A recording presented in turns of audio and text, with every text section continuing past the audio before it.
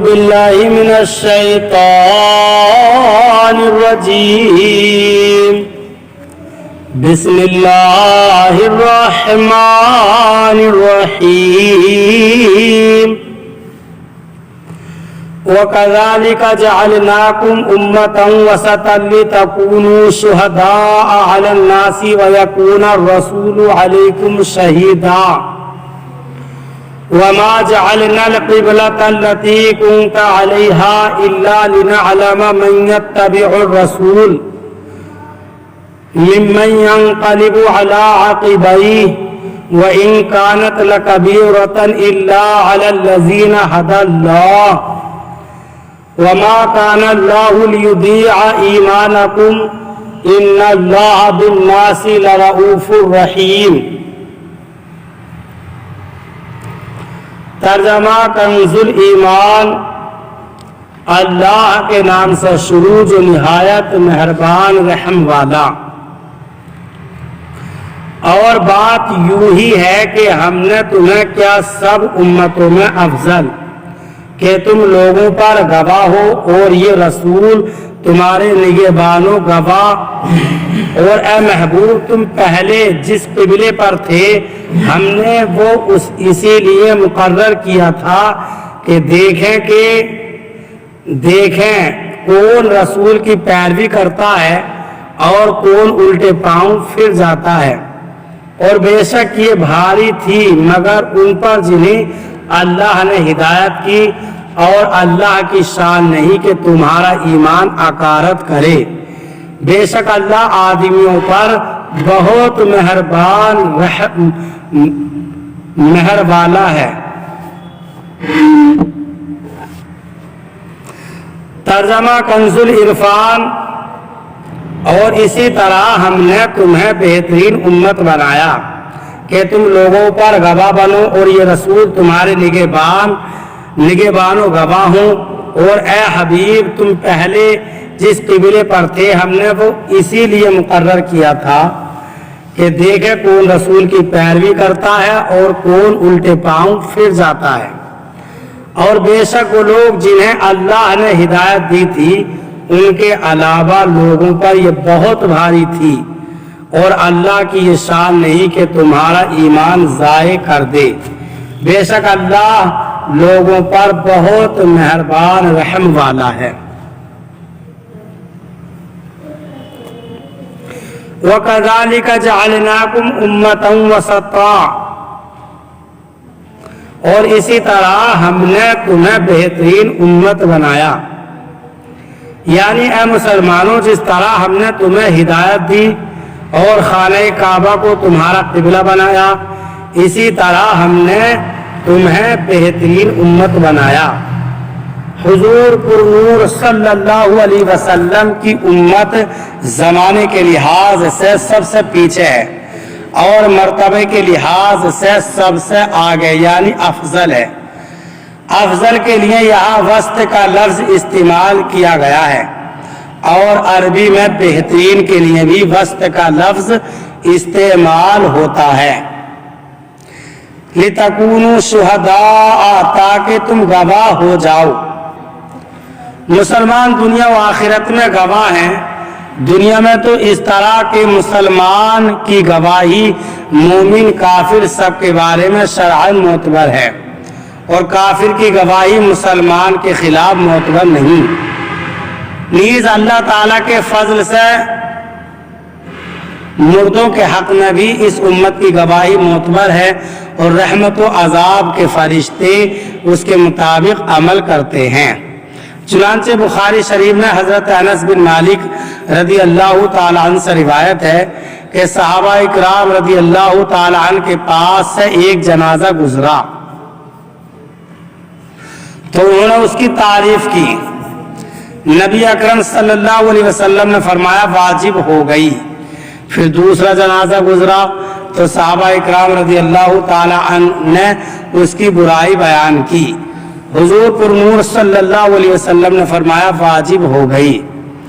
حضرت عمر فاروق اعظم رضی اللہ تعالیٰ عنہ نے دریافت کیا یا رسول اللہ کیا چیز واجب ہو گئی؟ ارشاد فرمایا پہلے جنازے کی تم نے تعریف کی اس کے لیے جنت واجب ہو گئی، اور دوسرے کی تم نے برائی کی اس کے لیے دوزخ واجب ہو گئی۔ تم زمین میں اللہ تعالی کے گواہ ہو، اور آخرت میں اس امت کی گواہی یہ ہے کہ جب تمام اولین و آخرین جمع ہوں گے اور کفار سے فرمایا جائے گا کہ کیا تمہارے پاس میری طرف سے ڈرانے اور احکام پہنچانے والے نہیں آئے؟ تو وہ انکار کریں گے اور کہیں گے کہ کوئی نہیں آیا۔ حضرات انبیاء اکرام علیہم الصلوۃ والسلام سے دریافت فرمایا جائے گا تو وہ عرض کریں گے کہ یہ جھوٹے ہیں، ہم نے انہیں تبلیغ کی ہے۔ اس بات پر انبیاء اکرام علیہ الصلوۃ والسلام سے کافروں پر حجت قائم کرنے کے لیے دلیل طلب کی جائے گی۔ وہ عرض کریں گے کہ امت محمدیہ ہماری گواہ ہے، چنانچہ یہ امت پیغمبروں کے حق میں گواہی دے گی کہ ان حضرات نے تبلیغ فرمائی۔ اس پر گزشتہ امت کے کفار کہیں گے امت محمدیہ کو کیا معلوم، یہ تو ہم سے بعد میں آئے تھے۔ چنانچہ امت محمدیہ سے دریافت فرمایا جائے گا کہ تم کیسے جانتے ہو؟ عرض کریں گے یا رب سبدل تو نے ہماری طرف اپنے رسول محمد مصطفیٰ صلی اللہ علیہ وسلم کو بھیجا، قرآن پاک نازل فرمایا، ان کے ذریعے سے ہم قطعی و یقینی طور پر جانتے ہیں کہ حضرات انبیاء اکرام علیہ الصلوۃ والسلام نے کامل طریقے سے فرض تبلیغ ادا کیا۔ پھر سید المرسلین صلی اللہ علیہ وسلم سے آپ کی امت کے متعلق دریافت فرمایا جائے گا تو حضور پر نور صلی اللہ علیہ وسلم ان کی تصدیق فرمائیں گے۔ یہاں یہ بات یاد رہے کہ یہ تمام گواہیاں امت کے صالحین اور اہل صدق حضرات کے ساتھ خاص ہے، اور ان کے معتبر ہونے کے لیے زبان کی نگہداشت شرط ہے۔ جو لوگ زبان کی احتیاط نہیں کرتے اور بیجا خلاف شرع کلمات ان کی زبان سے نکلتے ہیں اور ناحق لعنت کرتے ہیں، صحیح حدیثوں کے مطابق روز قیامت نہ وہ شفاعت کریں گے اور نہ وہ گواہ ہوں گے۔ وَيَكُونَ الرَّسُولُ عَلَيْكُمْ شَهِيدًا، رسول تم پر گواہ ہوں گے۔ علامہ اسماعیل حقی رحمۃ اللہ تعالی علیہ فرماتے ہیں حضور پر نور صلی اللہ علیہ وسلم کی گواہی یہ ہے کہ آپ ایک دینی رتبے اور اس کے دین کی حقیقت پر مطلع ہیں۔ آپ صلی اللہ علیہ وسلم اس چیز سے واقف ہیں جو کسی کا دینی رتبہ بڑھنے میں رکاوٹ ہے۔ آپ صلی اللہ علیہ وسلم کو لوگوں کے گناہ معلوم ہیں، آپ صلی اللہ علیہ وسلم کے ایمان کی حقیقت، اعمال، نیکیاں، برائیاں، اخلاص اور نفاق وغیرہ کو نور حق سے جانتے ہیں۔ ایسا ہی کلام شاہ عبد العزیز محدث دہلوی رحمۃ اللہ تعالی علیہ نے اپنی تفسیر فتح العزیز میں بھی ذکر فرمایا ہے۔ یاد رہے کہ ہر نبی علیہ السلام کو ان کی امت کے اعمال پر مطلع کیا جاتا ہے تاکہ روز قیامت ان پر گواہی دے سکیں، اور چونکہ ہمارے نبی کریم صلی اللہ علیہ وسلم کی شہادت سب امتوں کو عام ہوگی، اس لیے حضور اقدس صلی اللہ علیہ وسلم تمام امتوں کے احوال پر مطلع ہیں۔ یہ بات حقیقت ہے کہ نبی اکرم صلی اللہ علیہ وسلم کی گواہی قطعی ہے۔ ہمارے پاس قرآن کے کلام الہی ہونے کی سب سے بڑی دلیل حضور اقدس صلی اللہ علیہ وسلم کی گواہی ہے، اور جیسے یہ گواہی قطعی طور پر مقبول ہے، اسی طرح حضور اکرم صلی اللہ علیہ وسلم کی گواہی دنیا میں اپنی امت کے حق میں مقبول ہے۔ لہذا حضور سید المرسلین صلی اللہ علیہ وسلم نے اپنے زمانے کے حاضرین کے متعلق جو کچھ فرمایا، مثلا صحابہ اکرام، ازواج مطہرات، اہل بیت کرام رضی اللہ تعالی عنہم کے فضائل و مناقب یا غیر موجود لوگوں جیسے حضرت اویس قرنی، رضی اللہ تعالی عنہ یا بعد والوں کے لیے جیسے حضرت امام مہدی رضی اللہ تعالی عنہ وغیرہ کے لیے جو کچھ فرمایا ان سب کو تسلیم کرنا لازم ہے۔ لِنَعْلَمَ مَن يَتَّبِعُ الرَّسُولَ تاکہ دیکھیں کون رسول کی پیروی کرتا ہے۔ قبلے کی تبدیلی کی ایک یہ حکمت ارشاد ہوئی کہ اس سے مومن و کافر میں فرق و امتیاز ہو جائے گا کہ کون حضور اقدس صلی اللہ علیہ وسلم کے حکم پر قبلہ تبدیل کرتا ہے اور کون آپ صلی اللہ علیہ وسلم کی نافرمانی کرتا ہے۔ چنانچہ قبلے کی تبدیلی پر بہت سے کمزور ایمان والے اسلام سے پھر گئے، منافقین نے اسلام پر اعتراض شروع کر دیے، جبکہ پختہ ایمان والے اسلام پر قائم رہے۔ وَإِن كَانَتْ لَكَبِيرَةٌ اگرچہ یہ تبدیلی بڑی گناہ ہے۔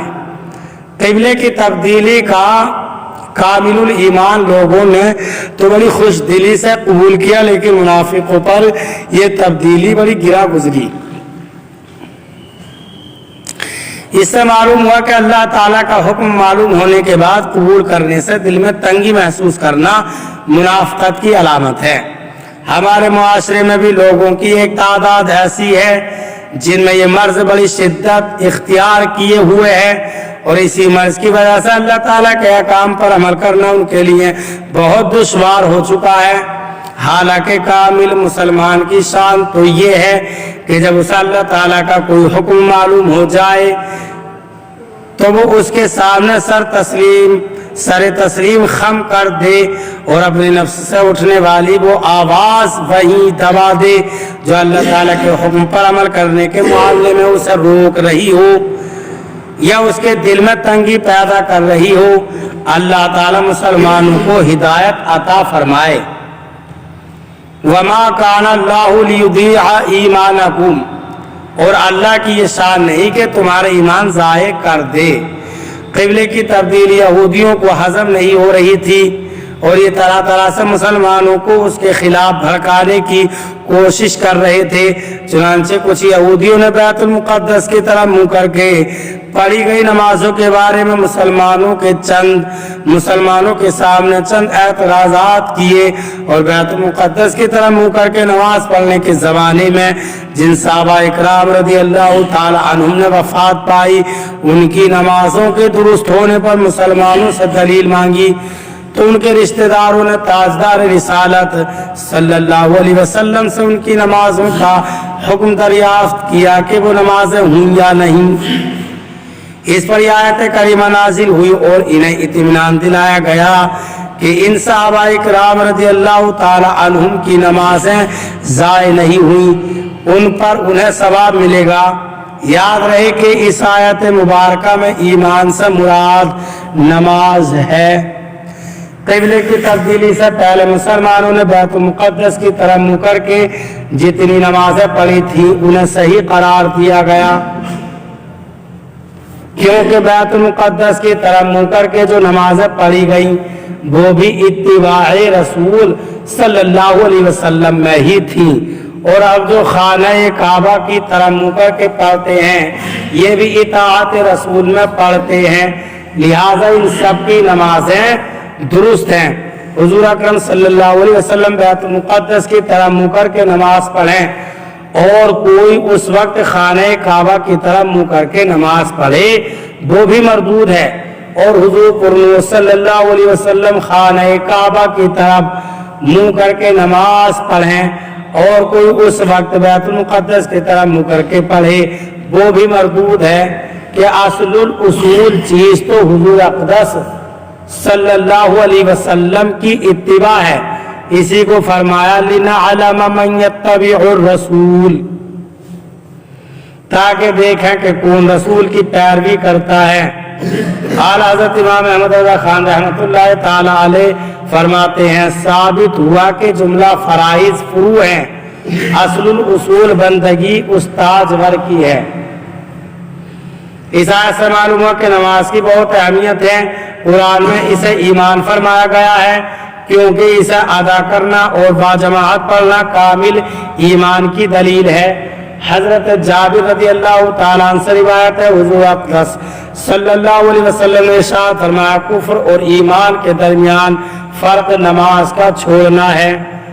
حضرت بریدہ رضی اللہ تعالیٰ عنہ سے روایت ہے، نبی اکرم صلی اللہ علیہ وسلم نے ارشاد فرمایا ہمارے ان کافروں کے درمیان عہد نماز ہی ہے، جس نے اسے چھوڑا تو اس نے کفر کیا۔ حضرت ابو سعید خدری رضی اللہ تعالیٰ عنہ سے روایت ہے، نبی اکرم صلی اللہ علیہ وسلم نے ارشاد فرمایا اسلام کی نشانی نماز ہے، تو جس نے نماز کے لیے دل کو فارغ کیا اور نماز کے تمام ارکان و شرائط اس کے وقت اور اس کی سنتوں کے ساتھ اس پر مداومت کی تو وہ کامل مومن ہے۔ اللہ تعالیٰ ہمیں قرآن پاک پر صحیح معنی میں عمل کی توفیق عطا فرمائے۔ برادران اسلام، آپ تمام ہی حضرات سے گزارش کی جاتی ہے کہ خود بھی قرآن پاک کی تلاوت، ترجمہ اور تفسیر سماعت کیجیے، اپنے عزیز و اقارب اور رشتہ داروں کو بھی شیئر کیجیے تاکہ آپ اس کے ذریعے صدقہ جاریہ کے مستحق ہو جائیں۔